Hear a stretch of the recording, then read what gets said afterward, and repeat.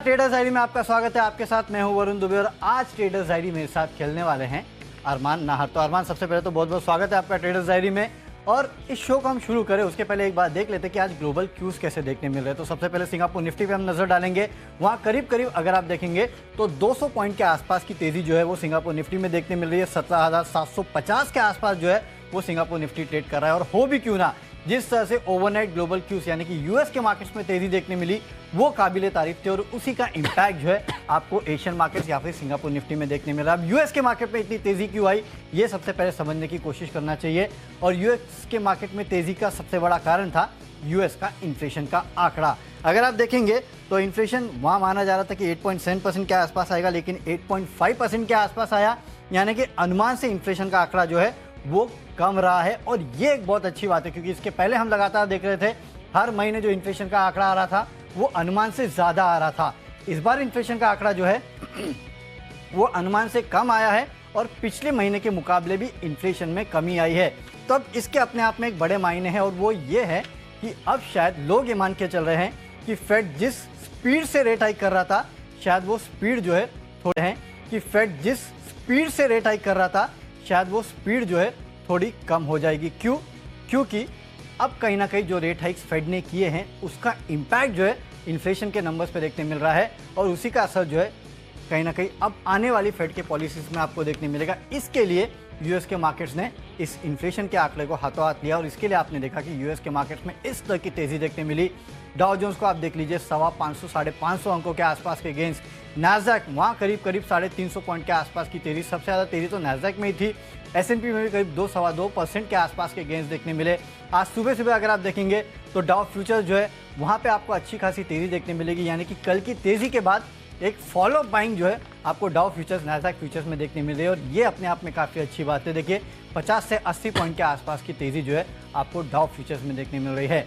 Asia के बाकी markets भी अगर आप देखेंगे तो जापान तो बंद है, चाइना के मार्केट्स उस पर भी एक बार नजर डाल लेते कि वहाँ किस तरह का एक्शन है। तो देखिए वहाँ भी 1-1.25% के आसपास की तेज़ी है, तो हरे निशान में वो भी कारोबार कर रहे हैं। तो एक बात तो तय है कि आज आपको हरियाली देखने मिलेगी पूरी तरह से। और इसके लिए अगर आप मेरी टीम देखेंगे तो मेरी टीम में तो मैंने सारे के सारे खरीदारी के ही कॉल्स लिए हैं, बेचने की आज हिम्मत मैंने तो नहीं की है। अरमान, आपकी क्या रणनीति है? आप भी सब बाय कॉल लेके चल रहे हैं? बिल्कुल, सभी बाय कॉल है। सभी बाय कॉल है। तो चलिए अरमान की तरफ से भी सभी बाय कॉल है। और अरमान, अब तो काफी सारे नतीजे आ रहे हैं, कैश के काफी सारे कंपनियों के नतीजे आ रहे हैं, FNO निफ्टी तमाम नतीजे आने वाले हैं और ये नतीजों का आखिरी हफ्ता है। तो नतीजों के बेसिस पे भी हमने काफी सारे स्टॉक जो है उनको चुना है, एक एक करके आपको बताएंगे। यहाँ पे आप कर सकेंगे दमदार कमाई। तो शुरुआत करते हैं सबसे पहले कैश के काउंटर के साथ। और देखिए अरमान, कैश का पहला काउंटर ये भी नतीजों के बेसिस पे ही मैंने चुना है और वो है RVNL। यहाँ पे आप खरीदारी करके चल सकते हो। नो डाउट एक छोटा स्टॉक है और हमने अक्सर देखा है कि इतना बड़ा मूवमेंट इस काउंटर पे नहीं आता है, लेकिन आप नतीजे देखिए, इस कंपनी के नतीजे अच्छे आए हैं। रेवेन्यूज़ 20% बढ़े हैं, कंपनी के EBITDA मार्जिन बढ़े हैं। सबसे अच्छी बात तो ये है 5.9% से बढ़ के करीब 6.05% के आसपास आए हैं। तो और देखिए इस क्वार्टर में जिस कंपनी ने अपने EBITDA मार्जिन को बचा लिया वो कंपनी अच्छी है, ये तो आप साफ समझ सकते हैं। क्योंकि इस क्वार्टर में आपने देखा कि काफ़ी सारी कंपनियां जिनके EBITDA मार्जिन पे एक गहरा हिट देखने मिला है, लेकिन इस कंपनी के EBITDA मार्जिन जो है वो अच्छे आए हैं। इसके लिए आप एक ट्रेडिंग बेट ले सकते हैं। और वैसे भी देखिए आज के मार्केट का मूड और माहौल ऐसा है जिसमें आप खरीदारी कर सकते हो और खासकर कैश के काउंटर्स, छोटे मझोले काउंटर्स, हाई बीटा काउंटर्स, यहाँ पे आपको सबसे ज़्यादा तेज़ी देखने मिलेगी। और RVNL एक कैश का काउंटर है, यहाँ पे खरीदारी कीजिएगा। हालांकि टारगेट थोड़े छोटे हैं, 32.5 के आसपास का और 30.5 के आसपास का आपको एक स्टॉप लॉस भी रखना है। तो पहला नतीजों के बेसिस पे RVNL ये मैंने चुना है, यहाँ पे आपको करनी है खरीदारी। आपका कौन सा स्टॉक है अरमान? देखिए मेरा भी सेम नतीजों के ऊपर ही है और उसका रीजन है एक तो मजगांव डॉग के आप नतीजे देखेंगे काफी बढ़िया नतीजे आते हुए दिखे हैं आपको। आय में 84% का उछाल दिखेगा, मार्जिन्स भी बढ़े हैं, जैसा भी वरुण जी ने भी कहा था, मार्जिन्स भी बढ़कर आते हुए दिखे हैं और मुनाफे में भी 134% का आपको उछाल दिखेगा। अब एक तो मार्जिन्स बढ़े, दूसरी जो ये जो कंपनियां होती है जिनके पास भारी भरकम ऑर्डर बुक होता है उनके लिए अगर आपको मार्जिन्स एडेड मिल जाए ना, कि अगर इनमें मार्जिन्स भी बढ़ रहे हैं तो इससे कहने ही क्या, आपके मार्जिन्स बहुत बढ़िया हैं, आपके पास ऑर्डर बुक ऑलरेडी है इतनी बड़ी, और अगर आपके मार्जिन्स इंप्रूवमेंट है और आपके इतने बढ़िया रिजल्ट आते हुए दिख रहे हैं तो ऑलरेडी एक सेफ स्टॉक है, बढ़िया स्टॉक है, बढ़िया रिजल्ट्स है। तो डेफिनेटली मजगांव डॉग आपको बाय करना है 290 के टारगेट लिए और स्टॉप लॉस रखना है 279 का। ये तो हो गई बात अब कैश की। अब आ जाते हैं फ्यूचर्स के ऊपर। फ्यूचर्स में अगर आप देखेंगे तो आइशर मोटर जो है, आइशर मोटर के बढ़िया नतीजे आते हुए दिखे हैं। आप किसी भी पैमानों पर देखें, आय में 72% का उछाल, जैसे कि मार्जिन्स की बात करी, और मार्जिन्स 18% से बढ़कर 24% पर आते हुए दिखे हैं। और जिस सेक्टर में जैसे आप आउटलुक तो सारे ऑटोमोबाइल के लिए अच्छा है ही सही, इसके साथ साथ कंपनी ने हाईएस्ट एवर क्वार्टरली रेवेन्यू और एबिटा ऐसे टाइम पे दिया है, मतलब डिमांड भी काफी जबरदस्त है, मार्जिन्स में इंप्रूवमेंट है। तो इसके लिए आपको टारगेट रखना है 3250 का और स्टॉप लॉस रखना है 3120 का। ये तो हुआ मेरा फ्यूचर्स का। तो वरुण जी, आपके लिए कौन सा है स्टॉक? अच्छा, मैंने HDFC बैंक को चुना है और बेसिकली इसको चुनने की रीजन ये है ना अरमान, कि अगर आप देखेंगे ओवरनाइट एडीआर जीडीआर जो है, जितने भी कंपनीज के जितने भी लिस्टेड है खासकर एडीआर्स, वहाँ पे काफी बेहतरीन तेजी देखने मिली। नो डाउट कल भी अगर आप देखते हैं तो HDFC बैंक में अच्छे खासे गेंस थे, एटलीस्ट हरे निशान में बंद हुआ था। और ओवरनाइट एडीआर अगर आप देखेंगे तो वहाँ पे काफ़ी बेहतरीन तेजी देखने मिली है, तो उसका इम्पैक्ट आज आपको देखने मिलेगा। और मेरे ख्याल से आज बैंकिंग स्टॉक जो है वहाँ पे अच्छी खासी तेजी हो सकती है। कल भी आप देखिएगा जो निजी बैंक थे वहाँ पे अच्छे खासे गेंस थे, जो सरकारी बैंक थे उनमें कहीं ना कहीं गिरावट देखने मिली। तो मेरे ख्याल से फॉलो अप बाइंग जो है आज आपको निजी बैंकों में देखने मिलेगी, भले वो ICICI हो, एक्सिस हो या फिर HDFC बैंक हो, यहाँ पे आपको तेजी देखने मिल सकती है। मेरा बेट HDFC बैंक पे है, यहाँ पे खरीदारी करके चलेगा। 1520 के आसपास के लेवल आपको HDFC बैंक दिला सकता है, 1440 के आसपास का आपको एक स्टॉप लॉस रखना है। तो मेरे तरफ से फ्यूचर्स में HDFC बैंक यहाँ पे खरीदारी की सलाह है। अब चलते अगली कैटेगरी की ओर, और अगली कैटेगरी है बेसिकली ऑप्शंस की कैटेगरी।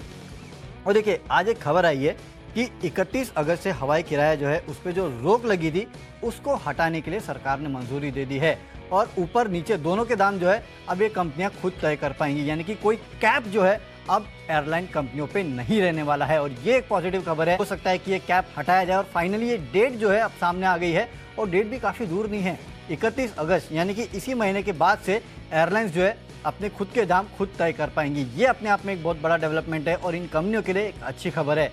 इसके लिए इंटरग्लोब एविएशन यहाँ पे आप खरीदारी कर सकते हैं। 2060 का जो कॉल ऑप्शन है almost at the money call option है, ये आपको खरीद के चलना है। फ्यूचर में अगर आप देखेंगे तो 2058 के आसपास इंटरग्लोब एविएशन का काउंटर जो है वो ट्रेड कर रहा है, तो 2060 का कॉल ऑप्शन खरीद के चलेगा। 73 के आसपास के लक्ष्य देखने मिलेंगे, 50 रुपये के आसपास का आपको स्टॉप लॉस रखना है। तो इस खबर के बेसिस पे आज एविएशन काउंटर जो है वो रिएक्ट कर सकते हैं। इसके लिए इंटरग्लोब एविएशन यहाँ पे आपको करनी है खरीदारी। तो मेरा तो ऑप्शंस का कैटेगरी का स्टॉक है इंटरग्लोब एविएशन। अरमान, आपने क्या चुना है? मैंने ऑप्शन में चुना है, जैसे अब आपने देखा यूएस में तो बढ़िया आपको उछाल दिखाई सही, तो अब जो आईटी जो सेक्टर है ना वो पूरा बजिंग होने वाला है। ऑलरेडी कुछ टाइम से, ऑलरेडी आपको कुछ समय से दिख रहा है वो बिटन डाउन है, पर ये जो तेजी आएगी ये शायद आईटी सेक्टर के लिए भी ये इंपॉर्टेंट रहेगा। तो उसमें से मैंने चुना है टेक महिंद्रा। टेक महिंद्रा चूज करने का रीजन ये भी है कि जो बढ़िया ओवरऑल अगर इनका बिजनेस देखेंगे तो बढ़िया बिजनेस है, वहां की तेजी का इनको फायदा मिलता हुआ दिखेगा। उसी के साथ साथ आपको कॉल ऑप्शन बाय करना है 1060 का, और जो कि आपको टारगेट है 35 का, और स्टॉप लॉस रखना होगा 24 का। तो लॉजिक क्या है, यूएस में बढ़िया तेजी, ऑलरेडी बिटन डाउन है, तो ये वापस जो रिवाइव एंट्री है वो बढ़िया हो सकती है, तो इसलिए आपको टेक महिंद्रा पर ध्यान रखना है। साथ ही अगर आप देखेंगे टेक्निकल पर अब आ जाते हैं, तो टेक्निकल पर मैंने चुना है एनसीसी का। अगर आप पिछले 7 दिन का अगर आप चार्ट देखेंगे, चार्ट काफ़ी बढ़िया दिखते हुए दिख रहा है, लगातार आपको बढ़िया अपटिक देखते हुए मिल रहा है, आपको वॉल्यूम्स भी अच्छे देखने के लिए मिल रहे हैं। तो उसलिए मेरा पिक टेक्निकल पर स्पेसिफिकली एनसीसी है। उसके लिए आपको टारगेट रखना होगा 69.5 का और स्टॉप लॉस रखना होगा 65 का। तो ये तो हो गया मेरा टेक्निकल। अब आपके लिए कौन सा है टेक्निकल? चलिए, टेक्निकल तो मैंने चुना है और एनसीसी आपने काफ़ी अच्छा बेट चुना है। इनफैक्ट मेरी भी नज़र इस काउंटर पे थी, मैंने सोचा था कि इसको ले लूंगा, लेकिन शायद आपने पहले ले लिया। चलिए, बहुत अच्छा किया। पर हाँ, आईटी काउंटर्स ये मेरे से आज छूट गए कहीं ना कहीं, क्योंकि मुझे लगता है कि आईटी काउंटर्स में आज भरपूर तेजी हो सकती है। जिस तरह से नैस्डैक में करीब 3% के आसपास के गेंस हुए, उसका जाहिर सा इंपैक्ट है आपको आईटी काउंटर्स पे देखने मिलेगा। मैं अपने टेक्निकल पिक बताऊंगा आगे बढ़ते हो। जैसे कि ब्रेक पे जाने के पहले मैंने कहा था कि टेक्निकल स्टॉक में आपको बताऊंगा, तो बेसिकली टेक्नो फंडा पिक है और वो है कोल इंडिया। यहाँ पे आपको खरीदारी करना है। देखिए, बेसिकली इस चैनल पे हम लगातार आपको पिछले कुछ दिनों से कह रहे हैं कि टेक्निकली काफ़ी स्ट्रांग लग रहा है। कल भी आपको याद होगा आशीष ने अपने टीम में इसको शामिल किया था और एज अ टेक्निकल पिक दिया था और कहा भी था कि नतीजे काफ़ी बेहतर आने वाले हैं, और बेहतरीन नतीजे इस कंपनी ने दरअसल पेश किए हैं। आप देखिए, रेवेन्यूज 39% बढ़े हैं, लेकिन मार्जिन 19% से बढ़ के 35%, जबकि 28% का अनुमान था। जो रियलाइजेशन है ई ऑक्शन के, उसमें करीब 78% के आसपास की बढ़ोतरी है। मुनाफा देखिए कंपनी का 3170 करोड़ से बढ़ के 8833 करोड़, अनुमान था 5700 17 करोड़ का आने का, यानी कि हर पैमाने पे इस कंपनी के नतीजे जो है वो काफ़ी बेहतरीन नजर आए हैं। इनफैक्ट मुझे याद है जेपी मॉर्गन की शायद एक रिपोर्ट आई है जहाँ पे इन्होंने अपना प्राइस टारगेट जो है बढ़ाया भी है, हालांकि सिर्फ 5 रुपये से बढ़ाया है, लेकिन प्राइस टारगेट इन्होंने बढ़ाया है। इतने अच्छे नतीजे कोल इंडिया ने पेश किए और अक्सर कोल इंडिया से इतने अच्छे नतीजों का अनुमान रहता नहीं है, लेकिन इस बार अनुमान था और अनुमान से काफ़ी बेहतर नतीजे कोल इंडिया ने पेश किए हैं। और खास बात यह है कि ई ऑक्शन के जो रियलाइजेशन है उसमें अच्छा खासा सुधार देखने मिला है। जाहिर सी बात है, पावर कंपनीज की तरफ से जिस तरह से डिमांड बढ़ी थी, आपको याद होगा पिछले क्वार्टर में, उसका बड़ा इंपैक्ट जो है कोल इंडिया के नतीजों पे देखने मिला है। तो नतीजे बेहतरीन है और लगातार स्टॉक में तेजी भी हो रही है।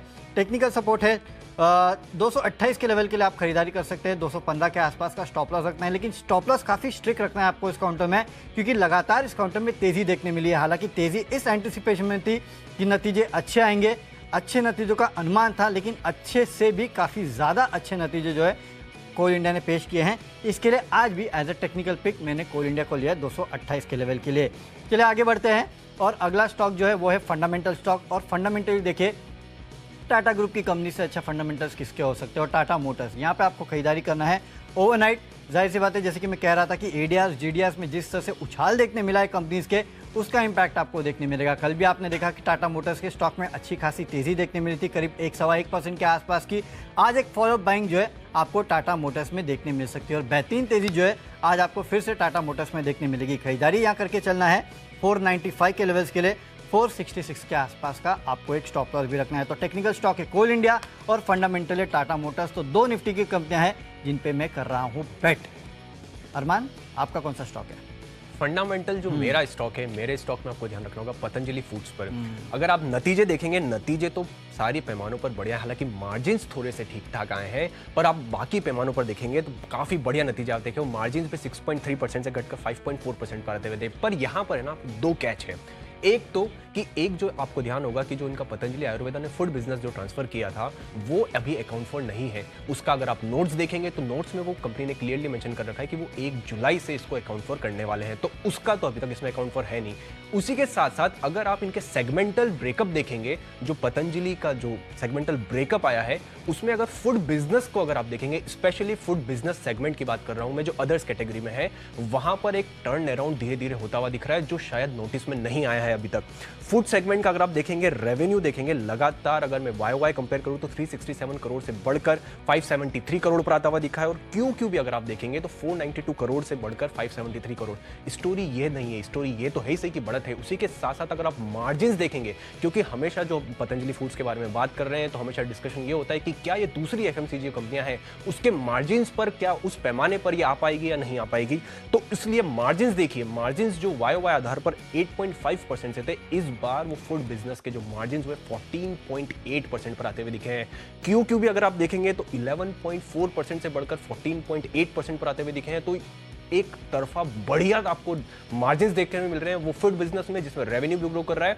और अभी जो अकाउंट फॉर तो वो तो हुआ ही नहीं है, जो पतंजलि से इनको फूड बिजनेस ट्रांसफर हुआ है। तो सभी पैमानों पर ये एक साल के लिए बहुत बढ़िया स्टॉक बन जाता है। आपको बाय करना है टारगेट के लिए 1450, और ये मैं एक साल की अवधि के लिए बोल रहा हूँ। इनफैक्ट अरमान, मेरे ख्याल से जो पाम ऑयल के दाम कम हुए हैं उसका इंपैक्ट अभी तक नतीजे में नहीं आया नहीं है, वो इस क्वार्टर में आएगा। एग्जैक्टली। और उसका जो मार्जिन्स जो घटे हैं, मार्जिन जो इनके पाम ऑयल के बिजनेस में घटे हैं, वो इसी रीजन से घटे हैं। अब वो जो लोअर इन्वेंटरी उसका फायदा मिलता हुआ दिखेगा। तो बाकी कारोबार में भी इनको फायदा होता हुआ नजर आएगा। तो अभी एक्चुअल मार्जिन का इंपैक्ट आना बाकी है। एग्जैक्टली। तो वहां पर मार्जिन है ही सही, फूड बिजनेस के मार्जिन आने वाला है, और नया जो फूड बिजनेस जो आने वाला है अकाउंट फॉर, वो तो Q2 से अकाउंट फॉर होगा। तो इन तीनों की चीजें ये बेहतरीन स्टॉक बन जाता है। उसी के साथ साथ अब इन्वेस्टमेंट की अगर कैटेगरी में देखेंगे, इन्वेस्टमेंट कैटेगरी में मैंने चुना है ओबेरॉय रियल्टी। जैसा कि मैं शुरू से ही मैं हमेशा इस रियलिटी सेक्टर के लिए, स्पेशली जो प्रीमियम क्वालिटी जो रियलिटी प्रोडक्ट्स, रियलिटी जो हाउसेस बना रहे हैं, घर बना रहे हैं, उन पे बुलिश हुई से ओबेरॉय रियल्टी के नतीजे भी देखेंगे, काफ़ी बढ़िया नतीजे आते हुए दिखे थे आपको। और अगर आप डिमांड, जितनी ब्रोकर से हमने बात करी, वहाँ पर डिमांड काफ़ी बढ़िया डिमांड है जो प्रीमियम कैटेगरी में है। इनके रिसेंटली कोई नए प्रोजेक्ट्स है, वहाँ पर भी प्री बुकिंग बहुत बढ़िया आती हुई दिखी है। और वो सेगमेंट अगर आप इनका डेट टू इक्विटी देखेंगे या फिर debt to free cash flow देखेंगे, वो भी मुझे इस सेक्टर में जो प्रीमियम अगर आप देखेंगे इन कैटेगरी में, इनका मुझे काफ़ी कंफर्टेबल दिखता है। तो रियलिटी सेक्टर के लिए ऑलरेडी कोई नए प्रोजेक्ट्स में जिसमें अच्छी प्री बुकिंग, रिजल्ट्स बहुत अच्छे, आपको प्रमोटर का बैकग्राउंड क्लियर है आपको, और वहाँ पर उसी के साथ साथ जो इनके क्वालिटी ऑफ जो हाउस बनाते हैं उसकी ऑलरेडी काफ़ी ज़्यादा डिमांड है।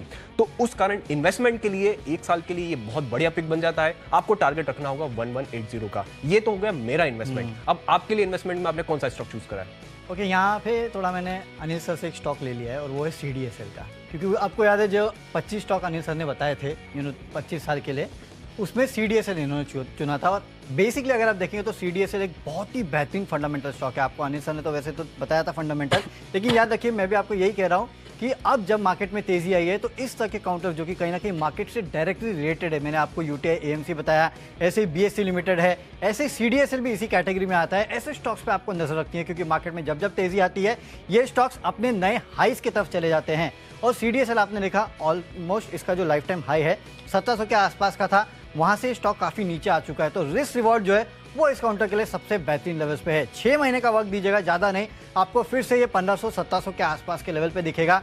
और अगर लॉन्ग टर्म के लिए रखना है तो बात ही नहीं है, ये आप अपने जनरेशन टू जनरेशन चलने वाले स्टॉक्स है ये, इनको आप अपने पोर्टफोलियो में रखिए। तो CDSL मेरी तरफ से वो स्टॉक है जहाँ पे आप निवेश करके चल सकते हैं। अगले 6 महीने के लिए 1500 के आसपास के लेवल आपको देखने मिल सकते हैं। अगली कैटेगरी खबरों के दम पे है, और खबरों के दम पे फिर से एक नतीजे, और वो है HEG के।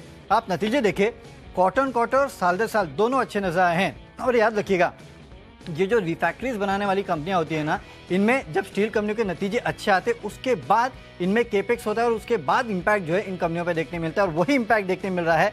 HEG के नतीजे काफ़ी बेहतरीन है, एबिटा, रेवेन्यू, मार्जिन, प्रॉफिट सब जगह नंबर ऑफ टाइम्स में बढ़ोतरी देखने मिली है, तो उसका इंपैक्ट आपको देखने मिलेगा। इसके लिए खरीदारी करके चलेगा 1290 के लेवल के लिए, 1220 का आपको HEG में स्टॉप लॉस भी रखना है।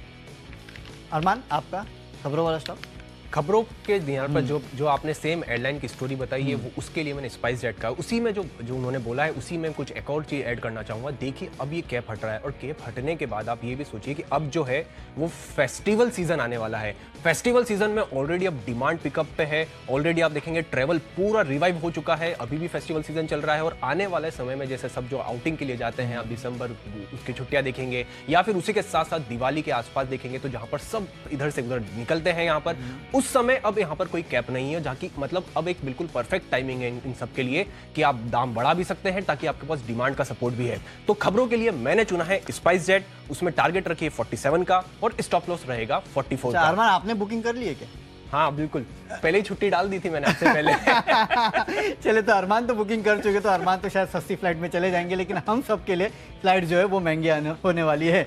चलिए, ये तो बात की बात है, लेकिन हाँ, आखिरी कैटेगरी जो हमारी है माई चॉइस की, हमारी आखिरी कैटेगरी जो कि माई चॉइस की कैटेगरी, जहाँ पे हम आपको 6 स्टॉक्स बताने वाले हैं। पहले मेरे 3 स्टॉक्स मैं आपको बता देता हूँ, और तीनों को तीनों खरीदारी के कॉल है, और तीनों की तीनों नतीजों के दम पे मैंने चुना है।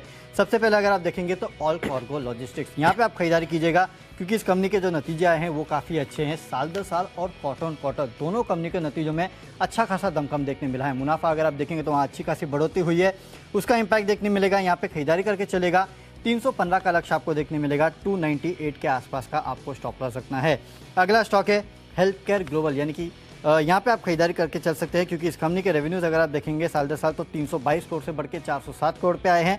लेकिन मुनाफा अगर आप देखेंगे तो एक तो घाटे से मुनाफे में आई है, 12.5 करोड़ के घाटे के मुकाबले कंपनी ने करीब 2.5 करोड़ का मुनाफा किया है। और सिर्फ यही नहीं, क्वार्टर भी 2.25 करोड़ के मुनाफे के मुकाबले 2.5 करोड़ का मुनाफा कंपनी ने किया है, तो उसका इंपैक्ट देखने मिलेगा। खरीदारी करके चलेगा 296 के लेवल के लिए, 280 का स्टॉप लॉस रखना है। और आखिरी में कोचिन शिपयार्ड, यहाँ पे भी आपको खरीदारी करना है। जैसे कि अरमान का पहला स्टॉक माजगा डॉक था, क्योंकि पूरी शिपिंग स्पेस में अगर आप देखेंगे तो नतीजे काफ़ी बेहतरीन आ रहे हैं। रेवेन्यूज़ 33% बढ़े हैं, मार्जिन 6.3% से बढ़ के 7.15%, और मुनाफा अगर आप देखेंगे तो 1.5 टाइम्स इस कंपनी का हो चुका है, 28 करोड़ से बढ़ के 42 करोड़ के आसपास आया। तो इसका इंपैक्ट देखने मिलेगा। बेहतरीन नतीजों के चलते तेजी हो सकती है। 355 के लेवल के लिए खरीदारी करना है, 337 का स्टॉप लॉस भी रखना है।